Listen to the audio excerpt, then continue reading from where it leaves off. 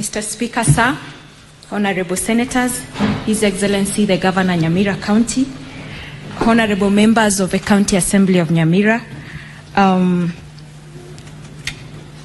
and distinguished guests, good morning. Thank you for granting us this opportunity to appear before you today. On behalf of the County Assembly of Nyamira, I wish to introduce the councils representing the County Assembly of Nyamira. We have Senior Council Katwa Kigen.